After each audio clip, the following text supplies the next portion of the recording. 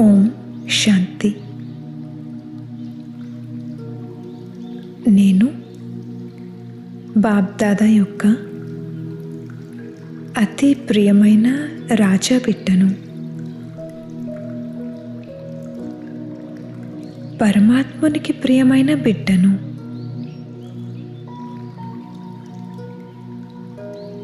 నేను విశేషమైన రాజా బిడ్డను. రాజయోగిని, స్వరాజ్యాధికారిని.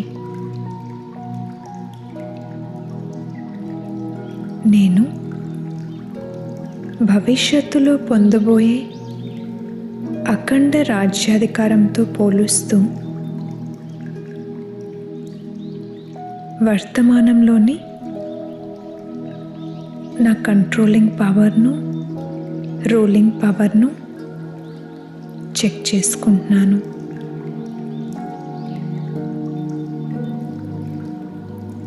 నా కర్మేంద్రియాల రూపీ గుర్రాలపై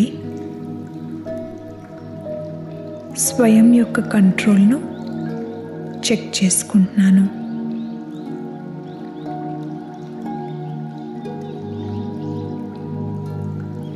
ఆత్మనైన నేను ఒక దృశ్యాన్ని నా ఎదురుగా చూస్తున్నాను.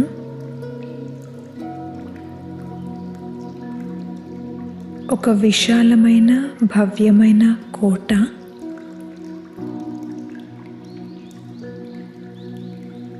ఆ కోటపై నలువైపుల నుండి దాడి జరుగుతుంది.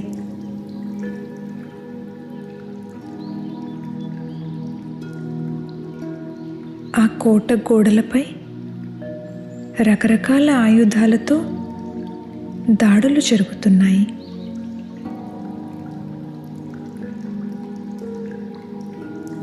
అగ్నిగోళాలు ఆకాశం నుండి ఆ కోట లోపలికి పడుతున్నాయి.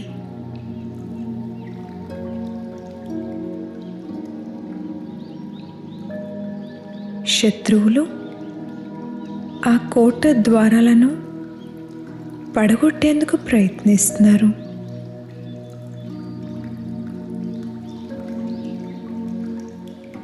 కొంతమంది శత్రువులు ఆ కోట లోపలికి దూసుకుపోయి దాడి చేస్తున్నారు.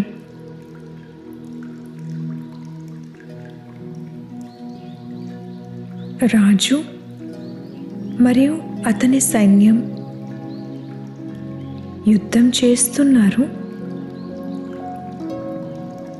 కానీ వారు భయపడుతున్నారు.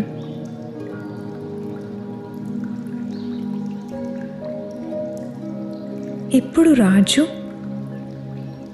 మనస్ఫూర్తిగా పరమాత్మను తలుచుకుని ఆ సర్వశక్తివంతునితో కంబైన్డ్ స్వరూపంలోకి వచ్చారు. ఇప్పుడిక కథ మెల్లమెల్లగా మెల్లమెల్లగా మారిపోయింది. మరియు రాజు విజయం పొందాడు.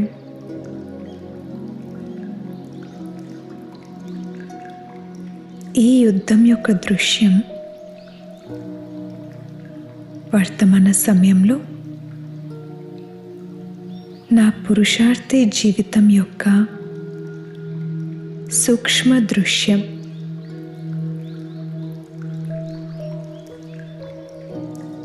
ఆ దాడి మాయారూపీ శత్రువు యొక్క దాడి.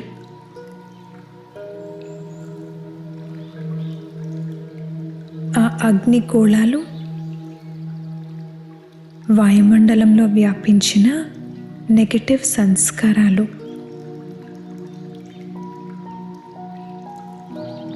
నాలో ఉన్న ఆంతరిక బలహీన సంస్కారాలే స్వరాజ్యాన్ని ఖండితం చేస్తున్నాయి.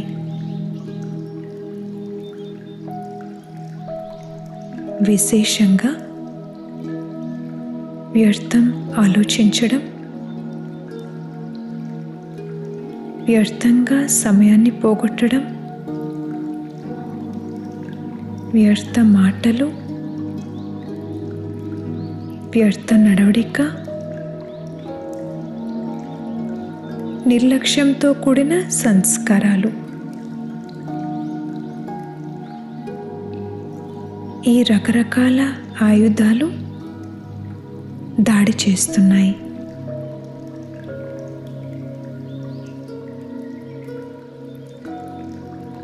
నాలో దాగి ఉన్న ఏదో బలహీనత ద్వారానే మాయ నన్ను పరమాత్ముని మార్గం నుండి తప్పించి నిరాశకు లోను చేసేందుకు ప్రయత్నం చేస్తుంది.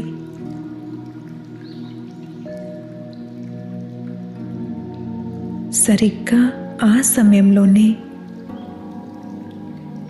సర్వశక్తివంతుడైన తండ్రి భాగ్యశాలి బిడ్డనైన నన్ను తన వానిగా చేసుకుని సూచన ఇచ్చారు. బచ్చి, ఇప్పుడిక భయపడకండి. మాయ తీరును అర్థం చేసుకోండి. సోమరితనం మరియు వ్యర్థం, ఈ రెండు విషయాల పట్ల అటెన్షన్ పెట్టండి.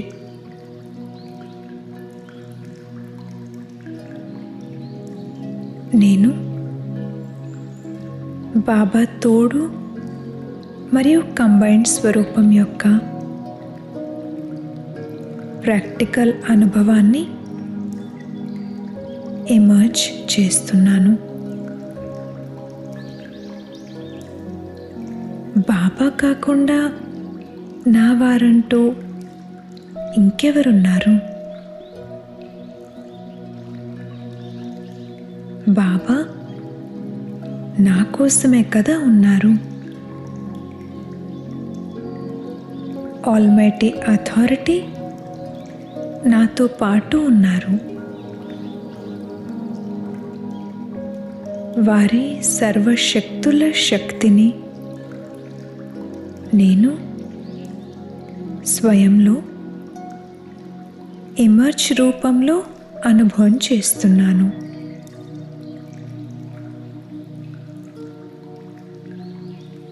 ఇప్పుడిక మాయ దాడి చేయటం లేదు. మాయ ఓడిపోతుంది.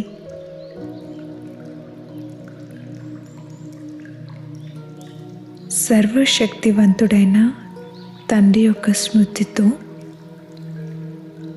నాకు ధైర్యం మరియు నిశ్చింతత అనుభవం అవుతున్నాయి. నేను ప్రతిరోజు నా కర్మేంద్రియాల దర్బారు పెట్టి నా స్వరాజ్యాన్ని సంభాళిస్తున్నాను.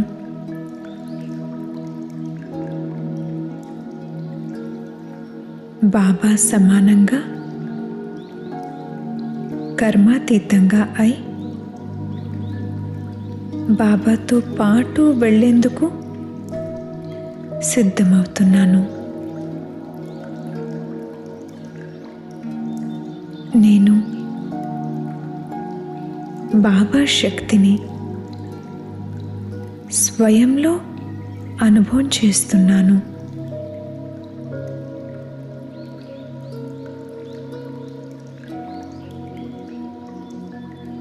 నేను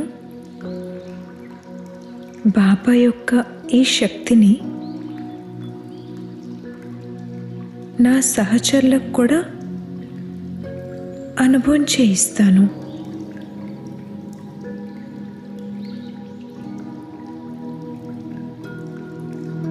నేను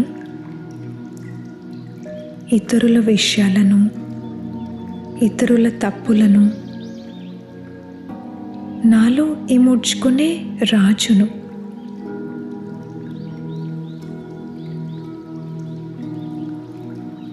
ఇతరుల విషయాలను వాయుమండలంలో వ్యాపింపచేసేందుకు బదులుగా ప్రేమ మరియు దయాభావనతో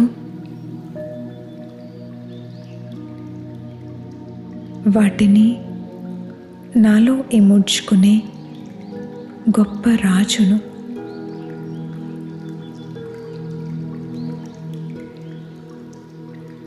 నేను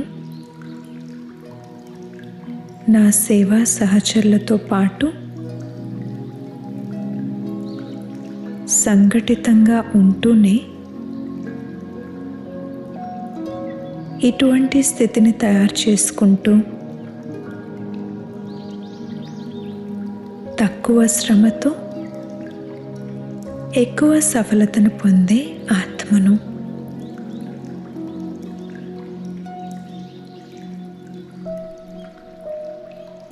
నేను బాబాతో పాటు కంబైన్డ్గా ఉన్నాను.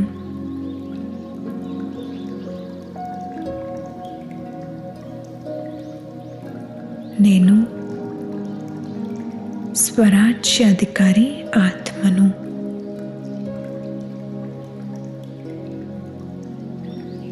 ఇప్పుడు నాకు నా సంకల్పాలపై, మాటలపై మరియు కర్మలపై పూర్తి కంట్రోల్ ఉంది.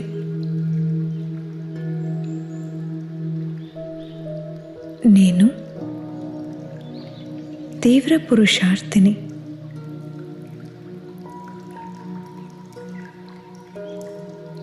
నేను సదా ఇతరులకు శుభభావన, శుభకామన యొక్క సహయోగాన్ని అందించే శుభచింతక ఆత్మను.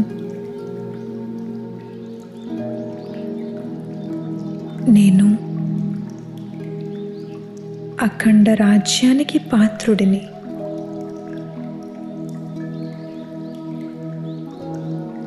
నేను బాబా యొక్క అతి ప్రియమైన రాజా బిడ్డను.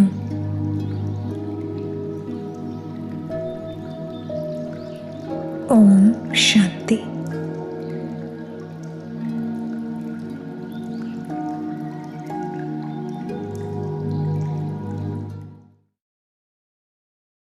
ఓం శాంతి. మధురమైన పిల్లలు, మీరు సతోప్రధానంగా అవ్వాలి అంటే తండ్రిని ప్రీతిగా స్మృతి చేయండి. పారస్నాథుడైన శ్రీబాబా మనల్ని పారస్పురికి అధికారులుగా తయారు చేసేందుకు వచ్చారు. ప్రశ్న: పిల్లలు, మీరు ఏ ఒక్క విషయాన్ని ధారణ చేస్తే మహిమాయోగ్యులుగా అవుతారు?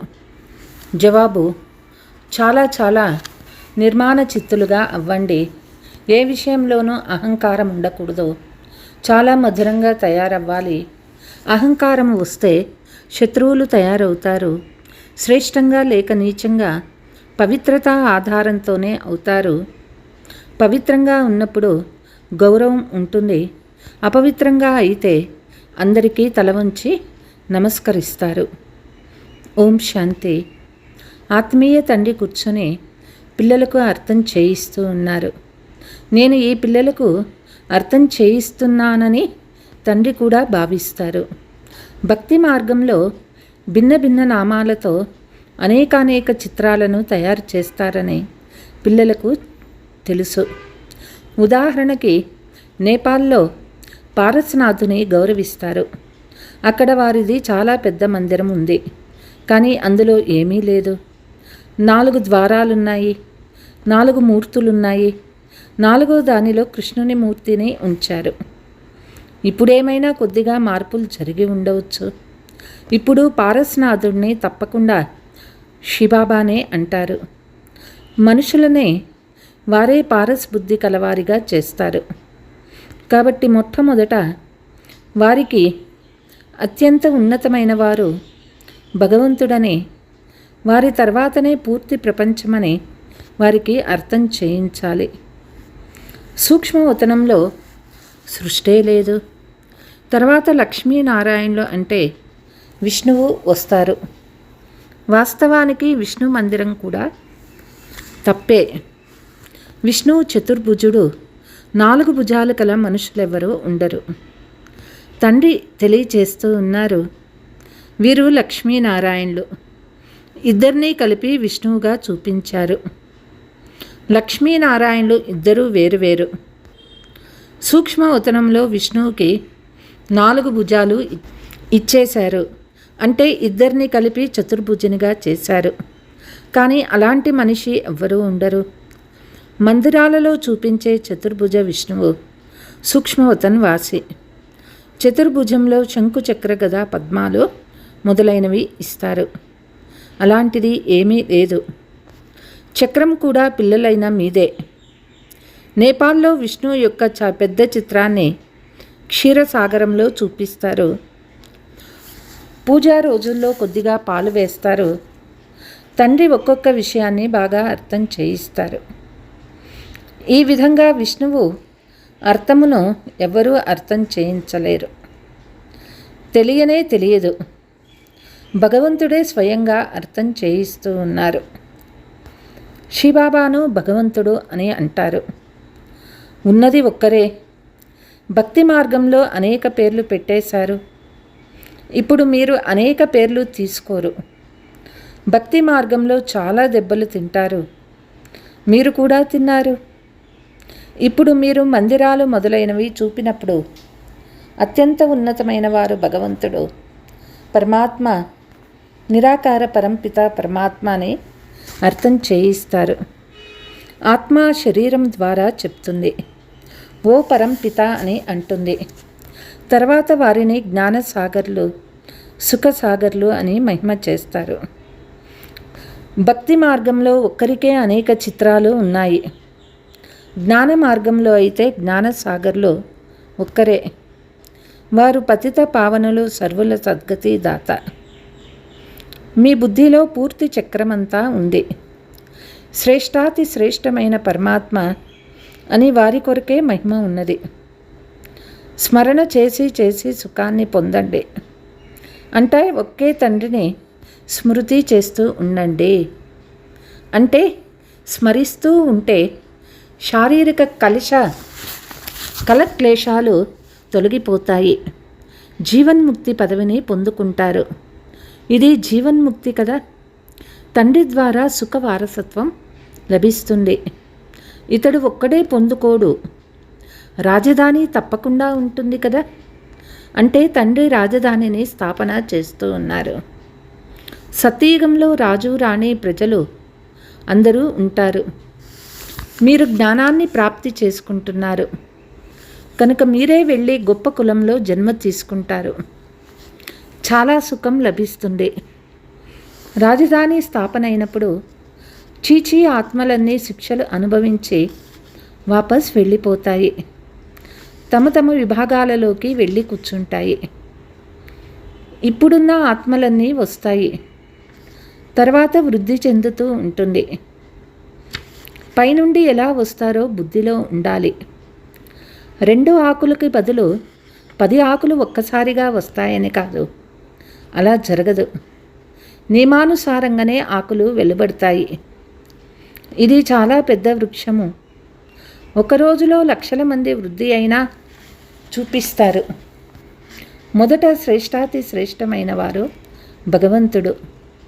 పతిత పావనులు, దుఃఖహర్త, సుఖకర్త వారే అని అర్థం చేయించాలి. వారొచ్చి దుఃఖములో ఉన్న పాత్రదారులకంతా సుఖాన్ని ఇస్తారు. దుఃఖం ఇచ్చేవాడు రావణుడు. తండ్రి వచ్చి ఉన్నారని వారిని తెలుసుకోవాలని మనుషులకి తెలియదు. స్నానం చేస్తూ చేస్తూ నీటిలో జారిపడినట్లు చాలామంది పిల్లలు వింటూ వింటూ జారిపోతారు. బాబాకి అనుభవం ఉంది కదా. ఇది విషయ సాగరము. బాబా మనల్ని క్షీరసాగరం వైపుకు తీసుకువెళ్తారు. కానీ మాయారూపి మొసలి మంచి మంచి మహారథుల్ని మింగేస్తుంది. జీవించి ఉండి కూడా తండ్రి ఒడి నుంచి మరణించి రావణ్ ఒడిలోకి వెళ్ళిపోతారు, అంటే చనిపోతారు.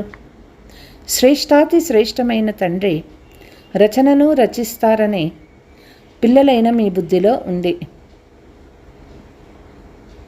సూక్ష్మవతనం గురించి చరిత్ర భూగోళాలు లేవు. భలే మీరు సూక్ష్మవతనంలోకి వెళ్ళి సాక్షాత్కారం చేసుకుంటారు. అక్కడ చతుర్భుజాన్ని చూస్తారు. చిత్రంలో కూడా ఉంది కదా. అది బుద్ధిలో కూర్చొని ఉంటే తప్పకుండా సాక్షాత్కారం అవుతుంది. కానీ అటువంటి వస్తువు ఏదీ లేదు. ఇవి భక్తి మార్గంలోని చిత్రాలు. ఇప్పటి వరకు భక్తి మార్గం నడుస్తూ ఉంది. భక్తి మార్గం పూర్తి అయిన తర్వాత ఈ చిత్రాలు ఉండవు. స్వర్గంలో ఈ విషయాలన్నీ మర్చిపోతారు. లక్ష్మీనారాయణ చతుర్భుజని 2 రూపాలని మీకు బుద్ధిలో ఉన్నది. లక్ష్మీనారాయణ పూజ అంటే చతుర్భుజ పూజ. లక్ష్మీనారాయణ మందిరమన్నా చతుర్భుజని మందిరమన్నా ఒకటే. ఈ ఇరువురి జ్ఞానం ఇంకెవ్వరిలోనూ లేదు. లక్ష్మీనారాయణ రాజ్యం అంటారే కానీ విష్ణువు రాజ్యమని అనరు. వీరి పాలన కూడా చేస్తారు. మొత్తం విశ్వానికే అధికారులయ్యే విశ్వపాలన చేస్తారు. శివ్ భగవాను వచ్చ మనకి రాజయోగం నేర్పిస్తూ ఉన్నారు. స్వయాన్ని ఆత్మగా భావించి తండ్రిని స్మృతి చేస్తే యోగాగ్ని ద్వారా వికర్మలు వినాశమవుతాయి. విపులంగా అర్థం చేయవలసి వస్తుంది. గీత కూడా ఇదే అని చెప్పండి. కేవలం గీతలో కృష్ణుని పేరు వేసేశారు. ఇది కూడా తప్పే. అందరి గ్లాని చేశారు కనుక భారతదేశం తమో ప్రధానమైపోయింది. ఇప్పుడు కలియుగ ప్రపంచం అంతం సమయము. దీనిని తమో ప్రధాన ఇనుప యుగమని అంటారు. సతో ప్రధానంగా ఉన్నవారే 84 జన్మలు తీసుకున్నారు. జనన మరణాలలో తప్పకుండా రావాల్సిందే. పూర్తి 84 జన్మలు తీసుకున్న తర్వాత బాబా మళ్ళీ మొదటి నెంబర్లో రావాల్సి వస్తుంది. ఒక్కరి విషయం కాదు, పూర్తి రాజధాని అంతా వీరిదే ఉండదు కదా. మళ్ళీ తప్పకుండా అవుతుంది. తండ్రి అందరికీ చెప్తూ ఉన్నారు, స్వయాన్ని ఆత్మగా భావించి తండ్రిని స్మృతి చేస్తే యోగాగ్ని ద్వారా పాపాలన్నీ తొలగిపోతాయి. కామచిత్తిపై కూర్చొని అందరూ నల్లగా అయిపోయారు. ఇప్పుడు నల్లగా ఉన్నవారు సుందరంగా ఎలా అవ్వాలి అది తండ్రి నేర్పిస్తారు. కృష్ణుని ఆత్మ తప్పకుండా భిన్న భిన్న నామరూపాలను తీసుకొని వస్తుంది. లక్ష్మీనారాయణలే 84 జన్మల తర్వాత మళ్ళీ అలా అవ్వాలి. కావున వారు అనేక జన్మల అంత్యంలో తండ్రి వచ్చి ప్రవేశిస్తారు. మళ్ళీ వారే సతో ప్రధాన విశ్వాసానికి యజమానులుగా అవుతారు. మీరు పారస్నాథుని కూడా పూజిస్తారు, శివుణ్ణి కూడా పూజిస్తారు. తప్పకుండా శివుడే వారిని ఇటువంటి పారస్నాథునిగా తయారు చేసి ఉంటారు. టీచర్ కావాలి కదా. వారు జ్ఞానసాగర్లు. ఇప్పుడు సతో ప్రధాన పారస్నాథులుగా అవ్వాలి అంటే తండ్రిని చాలా ప్రీతిగా స్మృతి చెయ్యండి. వారే అందరి దుఃఖమును హరించువారు. తండ్రి సుఖాన్ని ఇచ్చేవారు. ఇది ముళ్ళ అడవి. తండ్రి పుష్పాల ఉద్యానవనాన్ని తయారు చేసేందుకు వచ్చారు. తండ్రి తన పరిచయం ఇస్తూ ఉన్నారు. ఈ సాధారణ ముద్ద మానవుని తనువులో ప్రవేశిస్తాను. ఇతనికి తన జన్మల గురించి తెలియదు. భగవాను వాచ బాబా మనకి రాజయోగాన్ని నేర్పిస్తారు. ఇది ఈశ్వరీయ విశ్వవిద్యాలయము. రాజారాణులుగా అవ్వడమే ముఖ్య లక్ష్యమైనప్పుడు తప్పకుండా ప్రజలు కూడా తయారవుతారు. మనుషులు యోగము యోగము అని చాలా అంటారు. నివృత్తి మార్గము వారైతే అనేక హఠయోగాలు చేస్తారు. వారు రాజయోగమును నేర్పించలేరు. తండ్రిది ఒకే యోగము. కేవలం స్వయాన్ని ఆత్మగా భావించి తండ్రి స్మృతి చేయమని చెప్తారు. 84 జన్మలు పూర్తి అయ్యాయి. ఇప్పుడు వాపస్ ఇంటికి వెళ్ళాలి కనుక ఇప్పుడు పావనంగా అవ్వాలి. ఒక్క తండ్రినే స్మృతి చేయండి, మిగిలిన వారందరినీ వదిలేయండి. భక్తి మార్గంలో మీరు వస్తే మీతోనే బుద్ధి యోగాన్ని జోడిస్తాను పాడుతూ ఉండేవారు. అనగా వారి నుండి తప్పకుండా ఆస్తి లభించి ఉంటుంది కదా. అర్ధకల్పము స్వర్గము, తర్వాత నరకము, రావణ రాజ్యం ప్రారంభమవుతుంది. ఇలా అర్థం చేయించాలి. స్వయాన్ని దేహమని భావించకండి. ఆత్మ అవినాశి. ఆత్మలోనే పాత్రంతా నిండి ఉందని దానినే మీరు అభినయిస్తూ ఉన్నారు. శ్రీబాబాను స్మృతి చేస్తే నావ తీరానికి చేరిపోతుంది. సన్యాసీలు పవిత్రంగా అవుతారు కనుక వారికి ఎంతో గౌరవం ఉంటుంది. వారికి అందరూ తల వంచుతారు. పవిత్రత ఆధారం పైననే శ్రేష్టంగా నీచంగా అవుతారు. దేవతలు సంపూర్ణ శ్రేష్ఠులు. సన్యాసులు ఒక జన్మలో పవిత్రంగా అవుతారు, మరుసటి జన్మ మళ్ళీ వికారాలతోనే తీసుకుంటారు. దేవతలు సత్యయుగంలో ఉంటారు. ఇప్పుడు మీరు చదువుకొని చదివిస్తారు కూడా. కొందరు చదువుతారు కానీ ఇతరులకు అర్థం చేయించలేరు. ఎందుకంటే ధారణ కాదు. అదృష్టంలో లేకుంటే తండ్రి మాత్రం ఏమి చేయగలుగుతారు? తండ్రి అందరికీ కూర్చొని ఆశీర్వాదాలు ఇస్తే అందరు స్కాలర్షిప్ తీసుకుంటారు. వారు భక్తి మార్గంలో ఆశీర్వదిస్తారు. సన్యాసులు కూడా అలానే చేస్తారు. వారి వద్దకు వెళ్ళి నన్ను ఆశీర్వదించండి, సంతానం ప్రసాదించండి అని కోరుతారు. మంచిది, నీకు మగబిడ్డ పుడతాడు, ఆడబిడ్డ పుడితే డ్రామా అని అంటారు, మగబిడ్డ పుడితే వాహ్ వాహ్ అని వారి చరణాలపై పడతారు. ఒకవేళ ఆ బిడ్డ మరణిస్తే ఏడుస్తారు, అరుస్తారు, ఆ గురువుని నిందించటం మొదలు పెడతారు. గురువులు ఇది డ్రామా అని చెప్తారు. మొదటే ఎందుకు చెప్పలేదని అడుగుతారు. ఎవరైనా మరణించినా వారిని బతికిస్తే దానికి కూడా డ్రామా అనే చెప్పాలి. ఇది కూడా డ్రామాలో రచించబడి ఉంది. ఆత్మ ఎక్కడో దాక్కునే వస్తుంది. డాక్టర్లు కూడా మరణించారని భావిస్తారు, తిరిగి బతుకుతారు. చితిపైన ఉన్నవారు కూడా లేచి కూర్చుంటారు. ఒకరు ఎవరినైనా నమ్మితే వారి వెనక ఎంతోమంది వచ్చేస్తారు. పిల్లలు మీరు చాలా నిర్మాణ చిత్తులై నడుచుకోవాలి.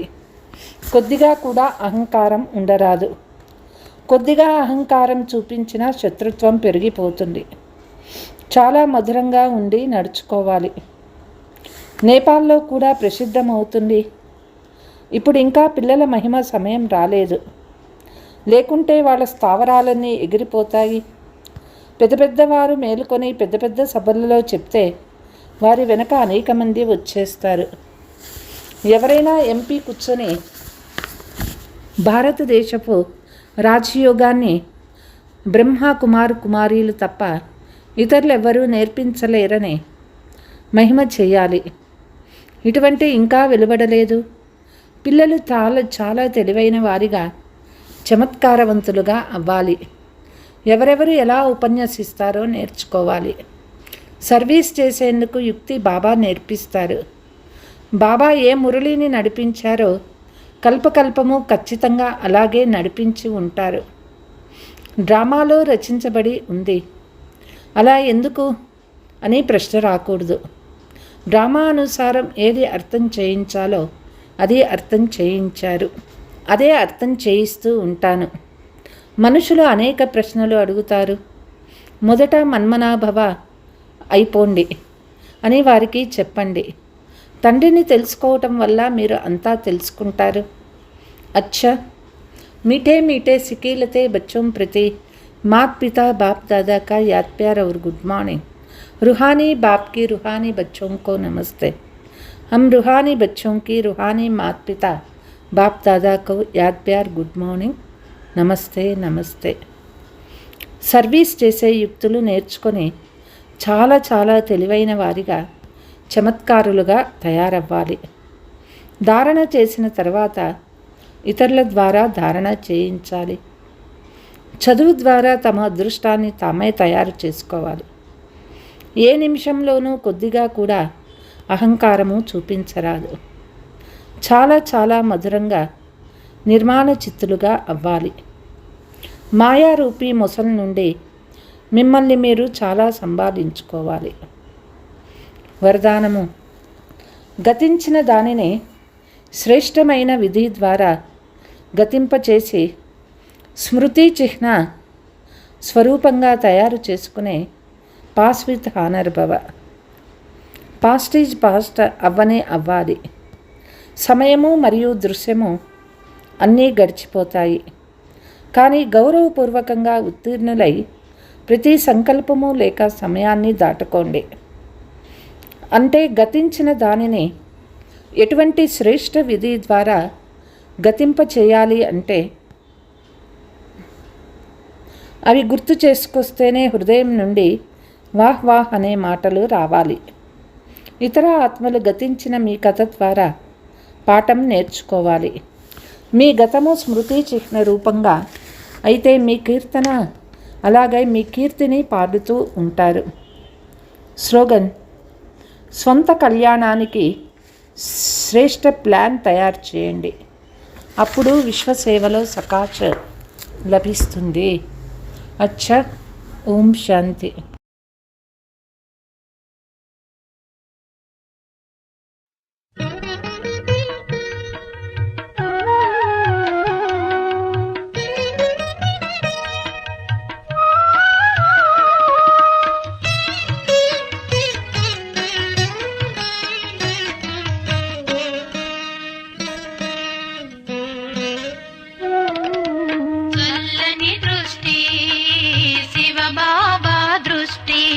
సద్గురు దృష్టి స్వర్గానికి సృష్టి, చల్లని దృష్టి శివ బాబా దృష్టి, సద్గురు దృష్టి స్వర్గానికి సృష్టి. అమృత వేళల అనంత శక్తులనిచ్చు, అమృత వేళల అనంత శక్తులనిచ్చు, అమృత వృష్టి స్వర్గానికి సృష్టి, అమృత వృష్టి స్వర్గానికి సృష్టి.